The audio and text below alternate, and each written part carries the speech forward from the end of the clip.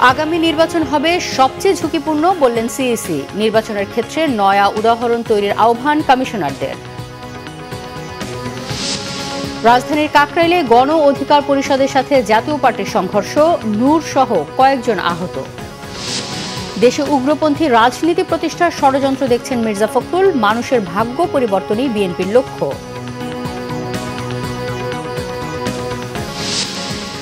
নির্বাচনের রোডম্যাপ নিয়ে সন্দেহ প্রকাশ না করতে সালাউদ্দিনের আহ্বান। রোডম্যাপই নির্বাচন ভণ্ডুলের নীল নকশা, বলেছেন ডাক্তার তাহের।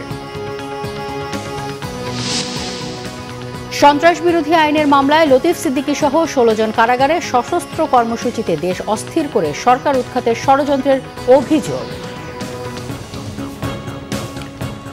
দেখছিলেন ক্রাউন সিমেন্ট সংবাদ শিরোনাম। এবার বিস্তারিত। ত্রয়োদশ জাতীয় সংসদ নির্বাচন হবে সবচেয়ে ঝুঁকিপূর্ণ বলেছেন কমিশনার আনোয়ারুল ইসলাম সরকার। আর নির্বাচনের যে কোনো চ্যালেঞ্জ মোকাবেলায় প্রস্তুত থাকতে নির্বাচনী কর্মকর্তাদের নির্দেশ দিয়েছেন প্রধান নির্বাচন কমিশনার এএমএম নাসির উদ্দিন। নির্বাচনের ক্ষেত্রে নয়া দৃষ্টান্ত তৈরির তাগিদ অন্য কমিশনারদেরও। ওবায়দুল্লাহ মামুনের প্রতিবেদন। বৃহস্পতিবার ত্রয়োদশ জাতীয় সংসদ নির্বাচনের রোডম্যাপ ঘোষণার পর নির্বাচনে চ্যালেঞ্জ কি, গণমাধ্যমের এমন প্রশ্ন উড়িয়ে দেন ইসি সচিব আক্তার আহমেদ। এর পরদিনই সাপ্তাহিক ছুটির দিন শুক্রবার নির্বাচন প্রশিক্ষণের উদ্বোধন অনুষ্ঠানে সামনের নির্বাচনকে দেশের সবচেয়ে ঝুঁকিপূর্ণ নির্বাচন বলে দাবি নাসির উদ্দিন কমিশনের। নিত্য নতুন চ্যালেঞ্জ আমাদেরকে মোকাবেলা করতে হচ্ছে এখন, যে চ্যালেঞ্জগুলো আগে ছিল না। এই ইলেকশন করতে গিয়ে আমাদের দেশের তো নানাবিধ চ্যালেঞ্জেস তো ফিল্ডে আছেই, সেটা রাজনীতি সংক্রান্ত বা অন্যান্য সংক্রান্ত, ল অ্যান্ড অর্ডার সংক্রান্ত, সেটা তো আছে। আরও এমন চ্যালেঞ্জ আমাদেরকে মোকাবেলা করতে হবে যেটা এখনো আমরা জানি না। আইএফইএস এর সহযোগিতায় নির্বাচনী প্রশিক্ষণ ইনস্টিটিউটে সকালে দুদিনের প্রশিক্ষণ প্রদান করা হবে। এতে ত্রয়োদশ সংসদ নির্বাচন যেন দৃষ্টান্ত হয়ে থাকে সেভাবে ইসি কর্মকর্তাদের কাজ করার আহ্বান জানান কমিশনাররা। Very rightly so. যখন আমরা বিতর্কিত নির্বাচন নিয়ে কথা বলি তখন স্বভাবতই প্রশ্ন ওঠে, who was in the leadership role of those elections? কারা ছিল? কেউ দায়িত্ব নিতে চায় না। কমিশনার অফিসাররা বলে, স্যার আমরা তো কোনো ভূমিকা পালন করি নাই, এটা ছিল প্রশাসনের হাতে। প্রশাসন বলে এটা করেছে police. No, it is the election commission who is in the leadership role of the thing.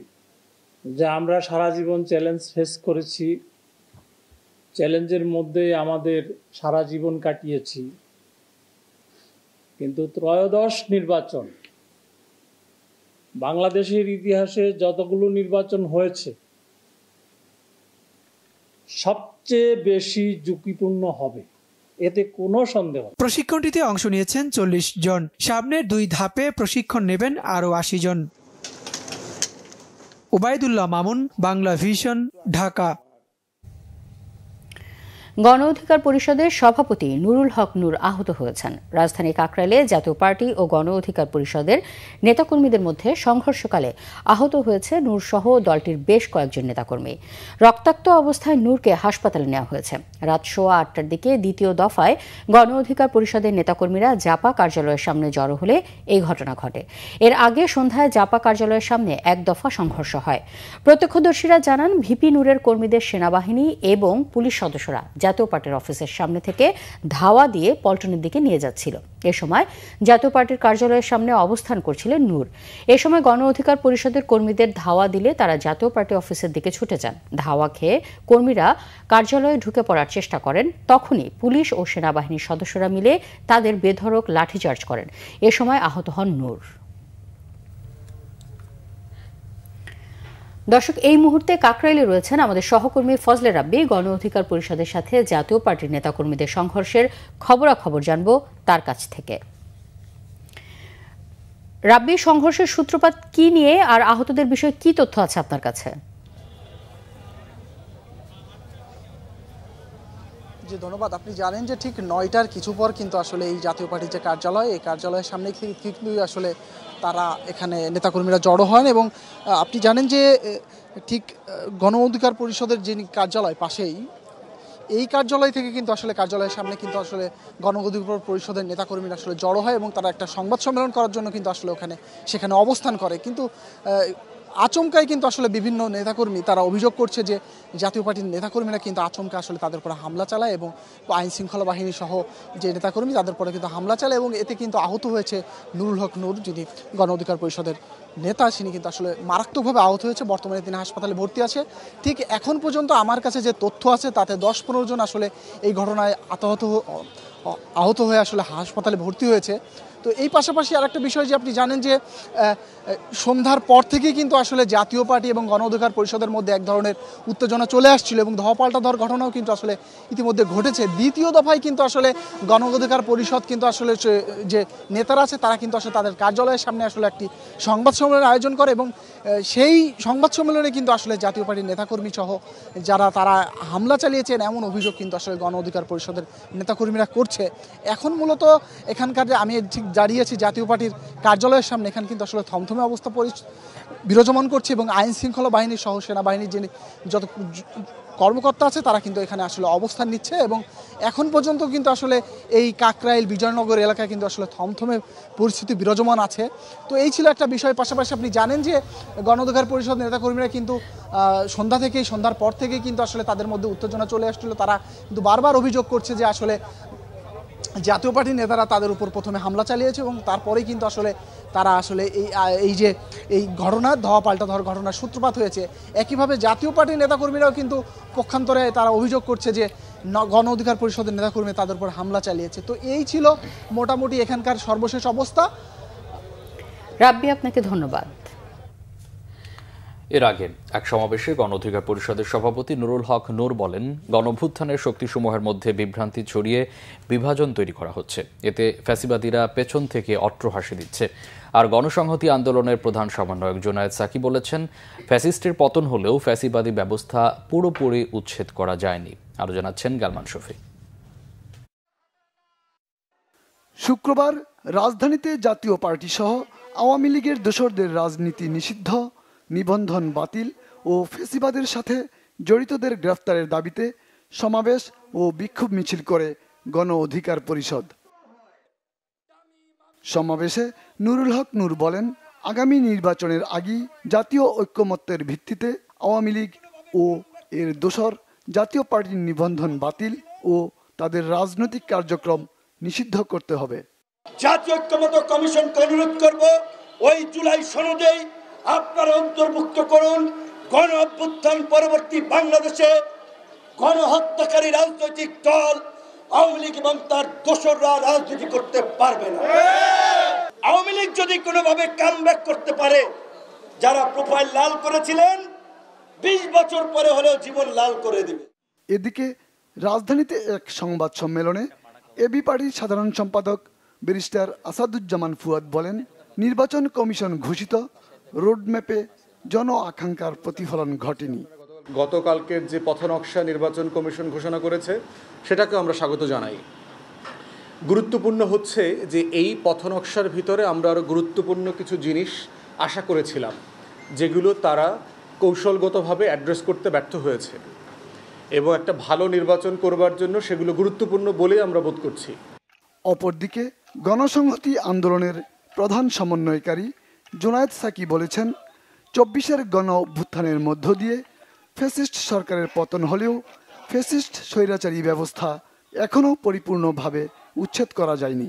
সাংবিধানিক ক্ষমতা কাঠামোগত রাষ্ট্রীয় ক্ষমতা কাঠামো কিংবা রাষ্ট্রীয় প্রতিষ্ঠানগত পরিবর্তনের প্রশ্ন, সেই পরিবর্তনের লড়াই যখন আমরা করছি তখন আমরা দেখছি একদিকে ফ্যাসিস্ট যারা শক্তি ছিল আওয়ামী লীগ এবং তার নানা রকম সহযোগী শক্তিরা, তারা নানাভাবে এই যে গণ অভ্যুত্থান তার আত্মত্যাগটাকে অস্বীকার করার চেষ্টা করছে। বিচার, সংস্কার, নির্বাচন এই মুহূর্তে বাংলাদেশের প্রধান জাতীয় স্বার্থ। বিচার এবং সংস্কারকে কখনোই নির্বাচনের মুখোমুখি দাঁড় করানো কোনোভাবে গ্রহণযোগ্য হবে না। গণসংহতি আন্দোলনের 23 বছরের প্রতিষ্ঠা বার্ষিকী উপলক্ষে সাভারে জাতীয় স্মৃতিসৌধে শহীদদের প্রতি শ্রদ্ধা জানান জুনায়েদ সাকি। গালমান শফি, বাংলা ভিশন, ঢাকা। দেশে উদারপন্থী রাজনীতিকে সরিয়ে উগ্রপন্থী রাজনীতি প্রতিষ্ঠার ষড়যন্ত্র হচ্ছে বলে শঙ্কা বিএনপি মহাসচিব মির্জা ফখরুল ইসলাম আলমগীরের। জানান, বিএনপি বাংলাদেশকে সফল রাষ্ট্র হিসেবে দেখতে চায়। আহমেদ সরোয়ারের রিপোর্ট। জুলাই আগস্ট গণ অভ্যুত্থান নিয়ে সৈয়দা ফাতেমা সালামের বই রক্তাক্ত জুলাই গ্রন্থের মোড়ক উন্মোচন ও প্রকাশনা অনুষ্ঠান হয় জাতীয় প্রেস ক্লাবে। এতে বিএনপি মহাসচিব মির্জা ফখরুল ইসলাম আলমগীর বলেন, ২৪ নিয়ে তত লেখা দেখা যাচ্ছে না। সরকার বিজ্ঞজনদের দায়িত্ব দিতে পারত, কিন্তু সেটি হয়নি। বিএনপি ক্ষমতায় এসে গেছে, কারো কারো এমন ভাবনা নিয়েও কথা বলেন তিনি।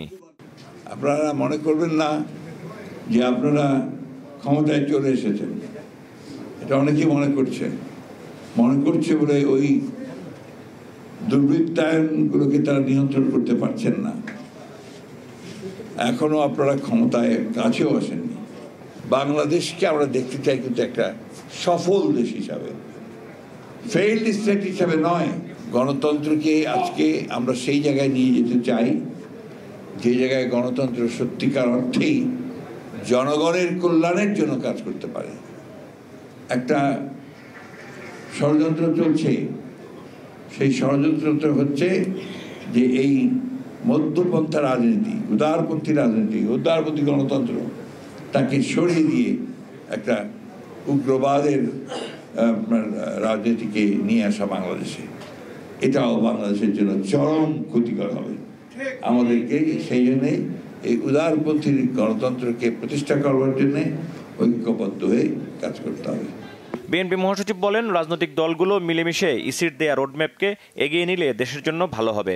এখন যে পরিবেশটা আমাদের আছে, এই পরিবেশটাতে আমাদের জনগণ কিন্তু অত্যন্ত বিভ্রান্তির মধ্যে পড়ে যাচ্ছে।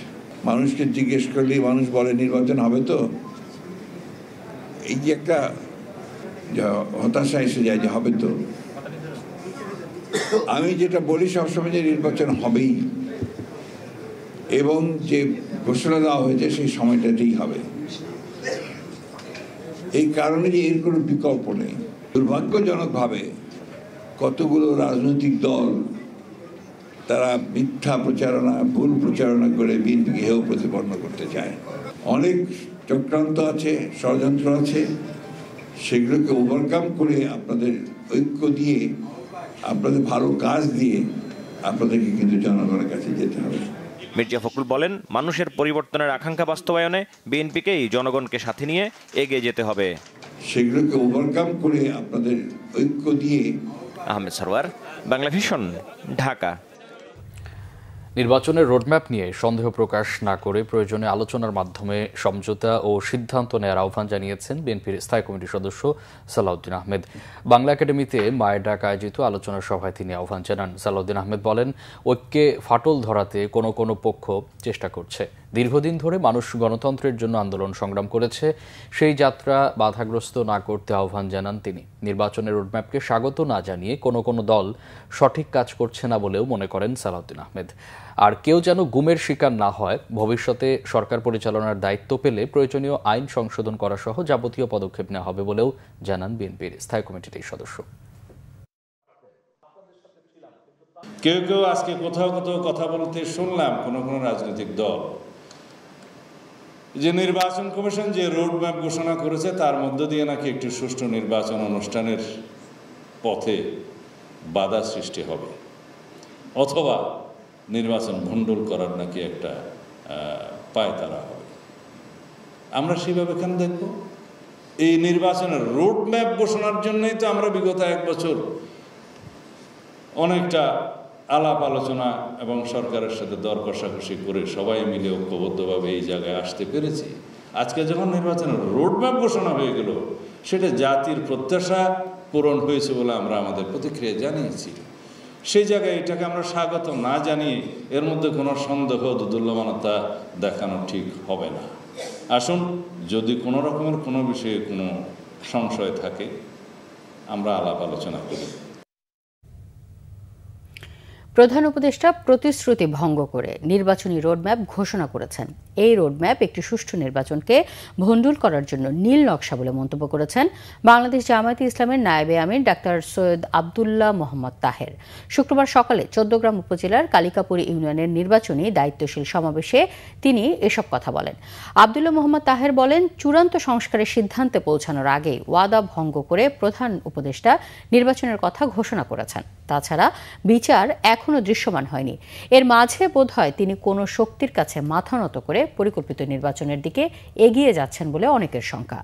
এছাড়া আগে ট্রেডিশনাল পদ্ধতি ও নতুন প্রস্তাবিত পিআর দুটার মধ্যে একটি নির্ধারণ না করেই রোডম্যাপ ঘোষণা করায় নির্বাচন কমিশনকে দেশবাসীর কাছে ক্ষমা চাওয়ারও আহ্বান জানান ডাক্তার সৈয়দ আব্দুল্লাহ মোহাম্মদ তাহের। ফেব্রুয়ারি নির্বাচন করার জন্য সারা দেশে প্রস্তুতি নিচ্ছি, কিন্তু একটি সুষ্ঠু অবাধ নির্বাচনের জন্য কতিপয় বিষয়ের শুরু হওয়া অত্যন্ত জরুরি, কিন্তু সেগুলো না করেই এই নির্বাচনের পথনকশা একটি সুষ্ঠু নির্বাচন ভণ্ডুল করার জন্য একটি নীল নকশা, এটা আমরা হতে দেব না। আমরা এই নির্বাচন কমিশন সরকারকে বাধ্য করব যে চার্টার রিফর্ম চার্টারের মাধ্যমে, পিআর এর মাধ্যমে আগামী নির্বাচন হতে হবে এবং সেটা বাধ্যকর হবে। রাজধানীর শাহবাগ থানার সন্ত্রাস বিরোধী আইনের মামলায় সাবেক মন্ত্রী আব্দুল লতিফ সিদ্দিকী সহ 16 জনকে কারাগারে পাঠিয়েছে আদালত। ঢাকার মেট্রোপলিটন ম্যাজিস্ট্রেট সারা ফারজানা হকের আদালত এই আদেশ দেন। এই মামলায় ঢাকা বিশ্ববিদ্যালয়ের অধ্যাপক শেখ হাফিজুর রহমান কার্জন, আবদুল্লাহ আল আমিন, মঞ্জুরুল আলম সহ 16 জনকে কারাগারে পাঠানো হয়েছে।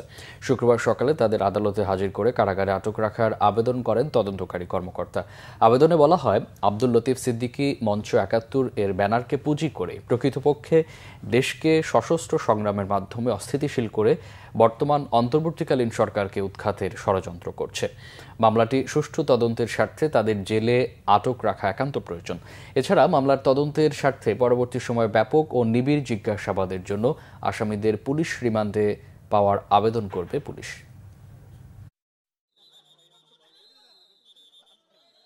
উভয় পক্ষের বক্তব্য শ্রবণান্তে উনি সন্তুষ্ট হয়ে এই আসামিদেরকে CWO মূলে জেল হাজতে প্রেরণের নির্দেশ দেন। মামলায় আরও 70-80 জনের নাম আছে। অলরেডি লতিফ সিদ্দিকে বলে ফেলেছেন এখানে জেডাই খান পান্নার সম্পৃক্ততা আছে। আরও অন্যান্যদের সাথে আমরা যখন রিমান্ডে নিব বা গুরুত্বপূর্ণ আসামিদেরকে রিমান্ডে নিব, তখন জেডাই খান পান্না সহ আরও অনেকের নামও উঠে আসবে। আজকে যে সাংবাদিক, মুক্তিযোদ্ধা এবং অধ্যাপক গ্রেপ্তার হলো, এর মাধ্যমেই দৃশ্যমান যে এই দেশে এখন সাকসেসফুলি মব ভায়োলেন্স চলছে এবং সেটা রাষ্ট্রীয় দায়ভার এর জন্য নিতে হবে। কারণ এটা তাদেরকে যেহেতু গ্রেপ্তার করে রাষ্ট্রীয় আইনের সদর্পণ করা হয়েছে, এ থেকে প্রতিমান হয় যে এর সাথে বর্তমান সরকারের এই দায়ভারটা নেওয়া লাগবে। ডাকসু নির্বাচনে ক্যাম্পাসে সেনাবাহিনী মোতায়েনের পরিবেশ তৈরি হয়নি বলে দাবি ছাত্রদলের। ব্লেমিংয়ের রাজনীতি চলছে, অভিযোগ শিবিরের। এদিকে প্রশাসনের বিরুদ্ধে পক্ষপাতিত্বের অভিযোগ কোনো কোনো প্রার্থীর। আবার কেউ কেউ জানিয়েছেন শেষ পর্যন্ত লেভেল প্লেইং ফিল্ড তৈরি না হলে নির্বাচনের বয়কটের কথা ভাববেন তারা। নাবিল জাহাঙ্গীর রিপোর্ট। শুক্রবার ছুটির দিনে হলে হলে গিয়ে নির্বাচনী প্রচারে ব্যস্ত ডাকসুর প্রার্থীরা। ডাকসু নির্বাচনে সেনাবাহিনী মোতায়েনের সিদ্ধান্ত নেতিবাচক প্রভাব ফেলতে পারে বলে শঙ্কা ছাত্রদল মনোনীত জিএস প্রার্থী শেখ তানভীর হামিমের। 111কে দীর্ঘায়িত করেছিল, কিন্তু এই মহসিন হলের মাঠে সেনা বাহিনীরা ছিল, সেখানে শিক্ষার্থীদের সাথে সংঘর্ষ তৈরি হয়েছিল। সেই সংঘর্ষই কিন্তু 111কে দীর্ঘায়িত করেছিল। শুধু আমার মনে হয় মাঝে মধ্যে যে এই ডাকসু নির্বাচনকে কেন্দ্র করে একটি দূরভিসন্ধিমূলকতা রয়েছে কিনা, যে জাতীয় নির্বাচনকে পেছাতে হবে, দেশে একটি অরাজক পরিবেশ তৈরি করতে হবে। যারা 5ই আগস্টের পূর্বে এই বিশ্ববিদ্যালয়ে বিভিন্ন ছায়াতলে ছিল, যাদেরকে শিক্ষার্থীরা কিন্তু ওই ছাত্র সংগঠনের নেতা হিসেবে চেনে না, তারাই নিজেদেরকে চেনানোর জন্য এই সকল মুড়ি পার্টির নামে বিভিন্ন উপঢৌকন দেওয়ার ব্যবস্থা করে নিজেদেরকে চেনানোর পায়তারা করছে। শিবির মনোনীত ভিপি প্রার্থীর অভিযোগ, নির্বাচনী বিধি ভঙ্গ করছে প্রতিপক্ষরা। নানাভাবে প্রশ্নবিদ্ধ করা হচ্ছে শিবিরকে। এই যে দায় দিয়ে দেওয়ার রাজনীতি, আমরা ভাই বারবার বলছি জুলাই বিপ্লবের পরে এই যে ট্যাগিং এর রাজনীতি, দায় দিয়ে দেওয়ার রাজনীতি, এগুলো থেকে একটু বেরিয়ে আসতে হবে। কমিশনের জায়গা থেকে আমাদের কাছে মনে হচ্ছে তারা তাদের প্রফেশনালিজমের অভাব আছে, এবং একই সাথে কমিশনের ক্ষেত্রে আমরা বলছি তারা নির্দিষ্ট একটা দলের আদর্শকে লালন করে এবং ওই দলের ছাত্র সংগঠনকে তারা এক্সট্রা ফ্যাসিলিটিস দিচ্ছে। প্রশাসনের দিকে পক্ষপাতিত্বের তীর ও ভোটারদের নিরুৎসাহিত করার অভিযোগ রয়েছে প্রার্থীদের। যে ভোট কাস্ট করার জন্য যে মেকানিজম দরকার ছিল, যে ব্যবস্থাপনা হাজির করা দরকার ছিল, আমরা সেটা দেখতে পারি নাই। বরঞ্চ দেখেছি কিভাবে ভোটারদেরকে নিরুৎসাহিত করা যায়, বিশেষ করে নারী ভোটারদেরকে কিভাবে নিরুৎসাহিত করা যায়, সকল ধরনের মেকানিজম নির্বাচন কমিশন সেখানে এস্টাবলিশ করেছেন। আমরা যদি নিশ্চিত হয়ে যাই যে এটা আসলে স্ক্যাম, এখানে ভোটার টার্নআউট লো রেখে নির্দিষ্ট কিছু গোষ্ঠীকে জিতায় নিয়ে আসার চেষ্টা হচ্ছে, তাহলে আমরা এই নির্বাচনে অংশ থাকবো না। কিন্তু আমরা শেষ পর্যন্ত চেষ্টা করতে চাই, আমরা শেষ পর্যন্ত দাবি করার মধ্য দিয়ে আমাদের যে দাবিগুলো সেগুলো আদায় করার মধ্যে দিয়ে একটা সুষ্ঠু ডাকসু নিয়ে আসতে চাই। তবে ডাকসু নির্বাচন কমিশন বলছে মাঠে লেভেল প্লেইং ফিল্ড বজায় রাখতে তারা প্রতিশ্রুতিবদ্ধ। এদিকে ছাত্রদল মনোনীত প্যানেলের পক্ষে আজিমপুর ও পলাশী এলাকায় থাকা শিক্ষার্থীদের মাঝে প্রচার চালিয়েছেন 90 দশকের ঢাকা মহানগর ছাত্রদল নেতারা। আমাদের দৃঢ় বিশ্বাস জাতীয়তাবাদী ছাত্রদল। নাবিল জাহাঙ্গীর, বাংলা ভিশন, ঢাকা। বাজারে বেশিরভাগ সবজির কেজি 80 থেকে 100 টাকা বেড়েছে। মুরগির দামও। ডিমের দাম কিছুটা কমলেও চড়া মাছের দাম। এদিকে হঠাৎ কেজিতে 20 টাকা বেড়েছে মসুর ডালের দাম। শুভ মাহফুজের প্রতিবেদন। গেল মাসে বৃষ্টির অজুহাতে বেড়েছিল সবজির দাম, কিন্তু এক মাসের বেশি সময় পার হলেও এখনো স্বস্তি মিলছে না দামে। দুই একটি বাদে বেশিরভাগ সবজিরই দাম 80 থেকে 100 টাকার উপরে। ধুন্দুল হচ্ছে 80-90, পটল 80 টাকা, কাঁকড় হচ্ছে 100 টাকা, শসা 80 টাকা, বটবটি 100, ভেন্ডি 80-90-100। লাগামের মধ্যে না থাকায় সবজি কিনতে এসে হতাশ ক্রেতারা। ক্ষোভ প্রকাশও করেন অনেকে। জিনিসপত্রের দাম এত ঊর্ধ্বগতি, এরকম আর হয় না। আমরা আছি বড় কষ্টে আছি। আমাদের মতো মানুষ এখন বাজারে আসে না আসাই ভালো, না খেয়ে মরে থাকা ভালো। সাধারণ মানুষের জন্য তো আসলে কিনা খুব কষ্টকর। এটা সব ধরনের মাছের পর্যাপ্ত সরবরাহ থাকলেও দাম চড়া। নিম্ন ও মধ্যবিত্তদের নাগালের ধারে পাশেও নেই ইলিশ। ইলিশ মাছ আজকে 1 কেজিটা বিক্রি করতেছি 2300 থেকে 2400, আর 1 কেজি 200-300 গ্রাম 2600 টাকা কেজি, আর 1.5 কেজিটা বিক্রি করেছি 3000 টাকা কেজি। রুই মাছ আগে 330 টাকা 20 টাকা করে নিয়ে গেছি, আজকে দেখছি 360 টাকা 80 টাকা এরকম। আর মিডল ক্লাসের জন্য মাছ কিনে খেতেও অনেক কষ্ট হয়ে যাবে।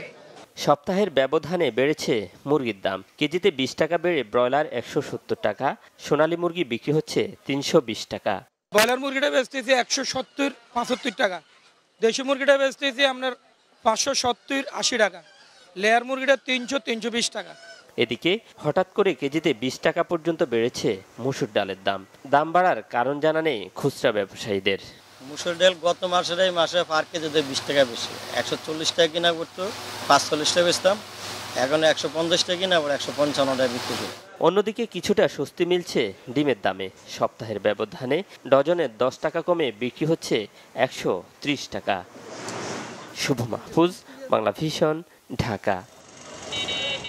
আগামী জুলাইয়ে আনুষ্ঠানিক কার্যক্রম শুরু হচ্ছে পায়রা বন্দরের। বন্দরটি দেশের দক্ষিণ পূর্বাঞ্চলে নতুন কর্মসংস্থান সৃষ্টির পাশাপাশি অর্থনীতিতেও নতুন জোয়ার তৈরি করবে ধারণা ব্যবসায়ীদের। পায়রা থেকে ঘুরে এসে আরও জানাচ্ছেন ওবায়দুল্লাহ মামুন, ছবি তুলেছেন এনামুল হাবিব রুবেল। সম্ভাবনার নতুন দিগন্ত হাতছানি দিচ্ছে পটুয়াখালীর কলাপাড়ায়। নির্মাণ কাজ চলছে 12 কিলোমিটার এলাকা জুড়ে দেশের সর্ববৃহৎ সমুদ্র বন্দরটির। শেষ হয়েছে প্রথম টার্মিনালের 650 মিটার জেটি, কন্টেইনার ও বাল্ক পণ্য খালাসে বিশাল ব্যাকআপ ইয়ার্ড। একটি জেটিতেই একসাথে ভিড়তে পারবে 200 মিটারের 3টি জাহাজ।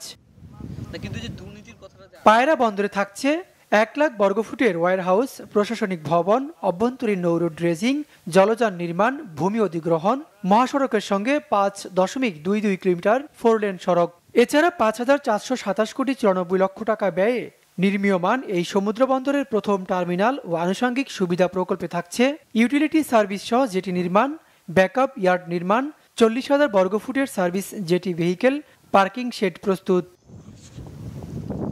অবকাঠামোগত উন্নয়ন এ পর্যন্ত 90% দৃশ্যমান পায়রায়। বড় কাজের মধ্যে বাকি রয়েছে 6.35 কিলোমিটারের 6 লেনের সংযোগ সড়ক এবং আন্দারমানিক নদীর উপর ব্রিজ নির্মাণ। তবে এই বন্দর দিয়ে এখনই গাড়ি ও বাল্ক পণ্য আমদানি সম্ভব বলছেন প্রকৌশলীরা। 2026-এর জুলাই নাগাদ আমরা ফুললি অপারেশন করতে পারবো। গাড়ি কার্গো আমরা এই মুহূর্তে আমাদের যে কানেক্টিভিটি আছে, এই কানেক্টিভিটি দিয়ে কিন্তু আমরা গাড়িবাহী জাহাজ আমরা এখন আনতে সক্ষম। এ বন্দরে দুশ্চিন্তার খড়গ 10 মিটারের গভীরতা। প্রতিনিয়ত ড্রেজিং করায় বছরে ব্যয় হবে 500 কোটি। তবে আগামীতে নিজস্ব ড্রেজিং ব্যবস্থার উদ্যোগ নিচ্ছে পায়রা বন্দর কর্তৃপক্ষ। সরকারি একটা অনুশাসন আছে, যেখানে বলা হয়েছে যে 20% ফুড আমরা পায়রা বন্দর দিয়ে আমরা ক্যারি করার জন্য গভর্নমেন্টের একটা নির্দেশনা আছে। তো আমরা 20% চাচ্ছি না, আমরা বলছি যে 10%ও যদি আমাদের বাল্ক কার্গো যদি আমরা হ্যান্ডেল করি এখান দিয়ে, তাহলেই কিন্তু আমাদের এই যেই হিসাবটা বললাম সেটা আমাদের অ্যাচিভ করা সম্ভব। অর্থনৈতিক কর্মযজ্ঞ সম্প্রসারিত হওয়ায় এ বন্দরকে ইতিবাচক হিসেবেই দেখছেন দেশের শীর্ষ ব্যবসায়ীরা। পোর্টটাকে যদি আধুনিকভাবে হ্যান্ডেলিং করে সময়টাকে সেভ করা যায় এবং দ্রুত পণ্য খালাস করা যায়, তাহলে এখানে আমাদের যারা উৎপাদনকারী প্রতিষ্ঠান এবং রপ্তানিকারী প্রতিষ্ঠান তাদের জন্য একটা বড় ধরনের সুবিধা বা আমাদের অর্থনৈতিকভাবে আমাদের অর্থনীতিকে চাঙ্গা করতে পারবে। বন্দর চেয়ারম্যান জানান, ফেনী চট্টগ্রাম রুটের যে কোনো দুর্যোগে বিকল্প বন্দর হিসেবে সেবা দেবে পায়রা বন্দর। বাংলাদেশের বিশেষ করে আমাদের সাউথ সেন্ট্রাল রিজিয়নের উন্নতির জন্য এই একটা পোর্ট বিশাল ভূমিকা রাখবে এবং এটার কমার্শিয়াল প্রসপেক্ট আমি খুবই সম্ভাবনাময় দেখছি। এ পর্যন্ত 13,000 কোটি টাকা খরচে গড়ে তোলা বন্দরটি চালু হলে প্রথম বছরেই বন্দরে নিট আয়ের প্রত্যাশা 650 কোটি টাকা, আর রাজস্ব মিলবে প্রায় 6,000 কোটি টাকা। ওবায়দুল্লাহ মামুন, বাংলা ভিশন, পটুয়াখালী। ঢাকা মহানগর দক্ষিণ যুবদলের সদস্য সচিব রবিউল ইসলাম নয়ন আশা প্রকাশ করে বলেছেন, আগামী নির্বাচনে বিজয়ী হয়ে ক্ষমতায় আসবে বিএনপি। মাগুরার শালিখা উপজেলার সীমাখালী হাইস্কুল মাঠে বিএনপির কর্মী সমাবেশে বিশেষ অতিথির বক্তব্যে তিনি একথা বলেন। রবিউল ইসলাম নয়ন বলেন, নির্বাচনকে সামনে রেখে বিএনপি ইতিমধ্যে পাড়া, মহল্লা, ইউনিয়ন, থানাসহ তৃণমূল পর্যায়ে কমিটি গঠনের কাজ শুরু করেছে। তিনি বলেন, বিএনপি নির্বাচন সহ কমিটির সব ক্ষেত্রেই দলের ত্যাগী নেতাদের মূল্যায়ন করবে। যারা দুঃসময়ে দলের পাশে ছিলেন তাদের নিয়ে এগিয়ে যাবে বিএনপি। শতখালী ইউনিয়ন বিএনপির সাবেক সভাপতি অ্যাডভোকেট এখলাসুর রহমানের সভাপতিত্বে বিশেষ অতিথি ছিলেন শালিখা উপজেলা বিএনপির সাবেক সভাপতি মুজাফফর হোসেন টুকু ও আনিসুর রহমান মিল্টন। সুসংগঠিত ঐক্যবদ্ধ বিএনপি বাংলাদেশের সরকার ক্ষমতায় আনবে ইনশাআল্লাহ।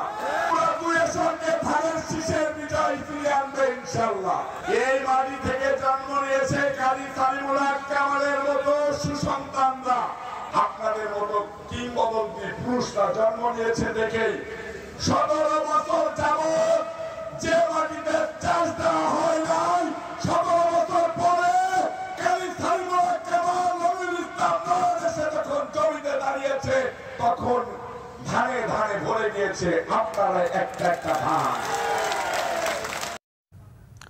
ফিলিস্তিনে গণহত্যার প্রতিবাদে ঢাকায় মার্চ ফর গাজা কর্মসূচি পালন করেছে বিভিন্ন ইসলামিক সংগঠন।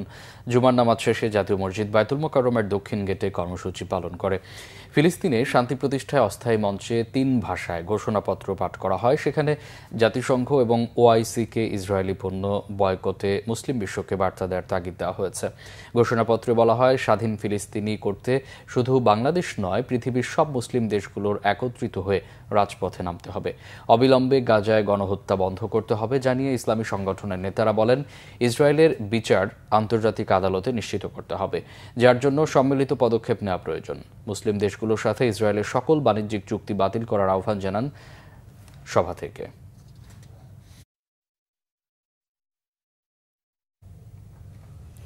নরসিংদীর শিল্পাঞ্চল মাধবদী ও বাবুরহাটে প্রায়ই অগ্নিকাণ্ডে ক্ষতিগ্রস্ত হচ্ছে কোটি কোটি টাকার সম্পদ।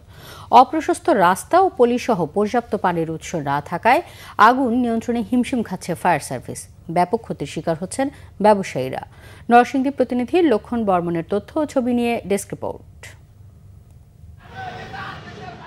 দেশীয় বস্ত্র চাহিদার প্রায় 70% উৎপাদন হয় নরসিংদী জেলায়। এর বেশিরভাগ বস্ত্র কারখানা ও ব্যবসা প্রতিষ্ঠানের অবস্থান মাধবদী ও শেখেরচর বাবুরহাটে। বছরের প্রায় সময়ে আগুন লাগার ঘটনা ঘটছে শিল্প শহর মাধবদী ও পাইকারি কাপড়ের বাজার শেখেরচর বাবুরহাটে। এর বেশিরভাগ বৈদ্যুতিক শর্ট সার্কিট থেকেই ঘটছে। ঘনবসতি হওয়ায় মুহূর্তেই আগুন ছড়িয়ে পড়ে চারপাশে। এইখানে সবচেয়ে বড় সমস্যা হচ্ছে আপনার ফায়ার সার্ভিসের গাড়িগুলো ঠিকমতো আসতে পারে না।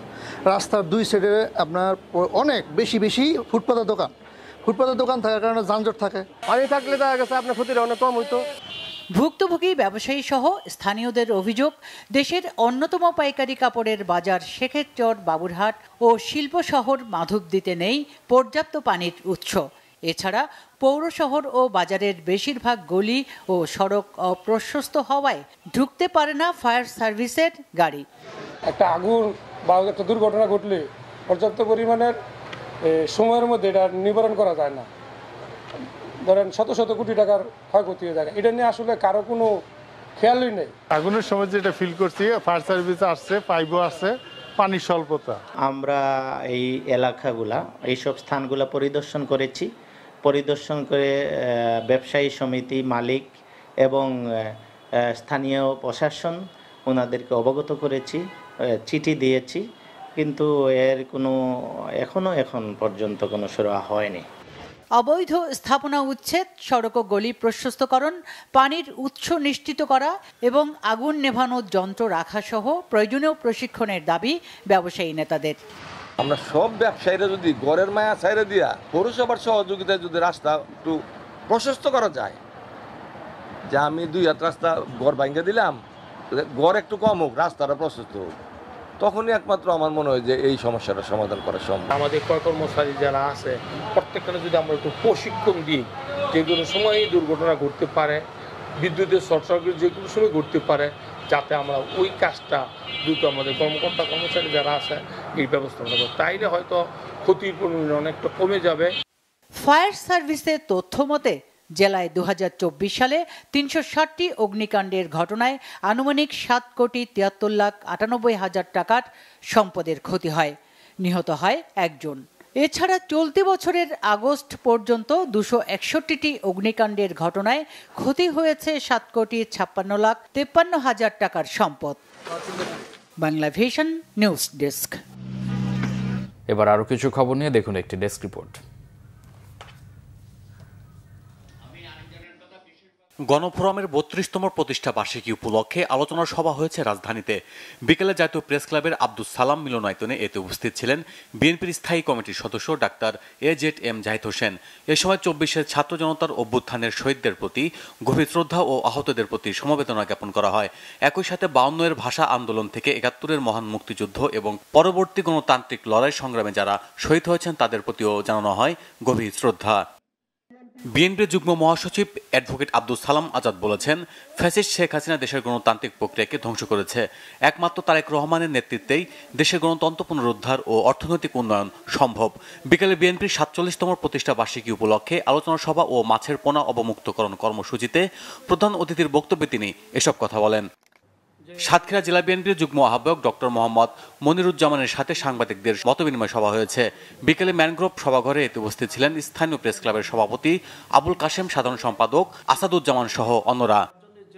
মহিলা দলের সম্মেলন ও উঠোন বৈঠক হয়েছে খাগড়াছড়ির দিঘিনালা ও ভুয়াছড়িতে। বিকেলে মানিকছড়ি বাটনাতলিতে এতে প্রধান অতিথি ছিলেন জেলা মহিলা দলের সভাপতি কোহলি দেওয়ান। বৈঠকে সংগঠনের কার্যক্রম গতিশীল করার বিষয় নিয়ে নানা মতামত ও পরামর্শ দেন নেতাকর্মীরা। গুমের শিকার ব্যক্তিদের স্মরণে আন্তর্জাতিক দিবস উপলক্ষে আলোচনা সভা হয়েছে জাতীয় প্রেস ক্লাবে। বিকালে তোফাজ্জল হোসেন মানিক মিয়া হলে আলোচনা সভার আয়োজন করে মানবাধিকার সংগঠন অধিকার। এতে উপস্থিত ছিলেন আন্তর্জাতিক অপরাধ ট্রাইব্যুনালের প্রসিকিউটর, গুম কমিশনের সদস্য, নাগরিক সমাজের ব্যক্তিবর্গ এবং ভুক্তভোগী পরিবারের সদস্যরা। বর্তমান অন্তর্বর্তীকালীন সরকারের সময়ে নতুন করে গুমের ঘটনা না ঘটলেও গুমের ঘটনাগুলো বিচার প্রক্রিয়া যেন ধীর গতিতে চলছে বলে জানান বক্তারা। মাল্টিমিডিয়া জার্নালিজম বিষয়ক প্রশিক্ষণ কর্মশালা হয়েছে বরিশালের গরুনদীতে। 3 দিনব্যাপী এই কর্মশালায় গরুনদী ও ঘোলঝরা উপজেলার বিভিন্ন গণমাধ্যমের কর্মীরা অংশ নেন। কর্মশালার উদ্বোধন করেন গরুনদী উপজেলা নির্বাহী কর্মকর্তা রিফাতারা মৌরি। খন্দকার কাউসার হোসেন, জহুরুল ইসলাম জহির, খন্দকার মনিরুজ্জামান মনির সহ জ্যেষ্ঠ সাংবাদিকরা কর্মশালার উদ্বোধন অনুষ্ঠানে বক্তব্য রাখেন। মোবাইল জার্নালিজম সহ মাল্টিমিডিয়া জার্নালিজমের বিষয়ে এই কর্মশালার আয়োজন করেছে press institute of Bangladesh PIB। Television makeup artist অ্যাসোসিয়েশনের 2য় বর্ষপূর্তি উপলক্ষে অ্যাওয়ার্ড ও সাংস্কৃতিক অনুষ্ঠান হয়েছে BFDC-তে। সন্ধ্যায় এতে বক্তারা জানান, দেশে মেকআপ আর্টিস্টদের পেশাগত মান উন্নয়ন, সৃজনশীলতা বৃদ্ধি এবং পেশাগত সুরক্ষা নিশ্চিত করতে কাজ করে যাচ্ছে সংগঠনটি। এছাড়া অসহায় দুস্থ মেকআপ আর্টিস্টদের পাশে দাঁড়ানো সহ প্রশিক্ষণ, কর্মশালা এবং সেমিনারের মাধ্যমে সদস্যদের দক্ষতা বৃদ্ধির কাজ করে যাচ্ছে তারা। মাদক ও নেশামুক্ত সমাজ গড়তে ফুটবল টুর্নামেন্টের উদ্বোধন হয়েছে সাভারে। বিকালে ধরেন্ডা ফুটবল মাঠে এতে উপস্থিত ছিলেন ন্যাশনস কাউন্সিল অব YMCS বাংলাদেশের প্রেসিডেন্ট মার্শিয়া মিলি গমেজ এবং সাভার থানা বিএনপির সাধারণ সম্পাদক Golam Mostafa. Bangla Vision news desk. শেষ করছি, যাওয়ার আগে ক্রাউন সেভেন শিরোনামগুলো আরেকবার জানিয়ে আগামী নির্বাচন হবে সবচেয়ে ঝুঁকিপূর্ণ বললেন CEC। নির্বাচনের ক্ষেত্রে নয়া উদাহরণ তৈরির আহ্বান কমিশনারদের। রাজধানীর কাকরাইলে গণ অধিকার পরিষদের সাথে জাতীয় পার্টির সংঘর্ষ, নূরসহ কয়েকজন আহত। দেশে উগ্রপন্থী রাজনীতি প্রতিষ্ঠার ষড়যন্ত্র দেখছেন মির্জা ফখরুল, মানুষের ভাগ্য পরিবর্তনই বিএনপির লক্ষ্য। নির্বাচনের রোডম্যাপ নিয়ে সন্দেহ প্রকাশ না করতে সালাউদ্দিনের আহ্বান। রোডম্যাপই নির্বাচন ভণ্ডুলের নীল নকশা, বলেছেন ডাক্তার তাহের। সন্ত্রাস বিরোধী আইনের মামলায় লতিফ সিদ্দিকী সহ 16 জন কারাগারে সশস্ত্র কর্মসূচিতে দেশ অস্থির করে সরকার উৎখাতের ষড়যন্ত্রের অভিযোগ। এই ছিল এখনকার মতো, পরে সংবাদ রাত 1টায় দেখার আমন্ত্রণ রইল।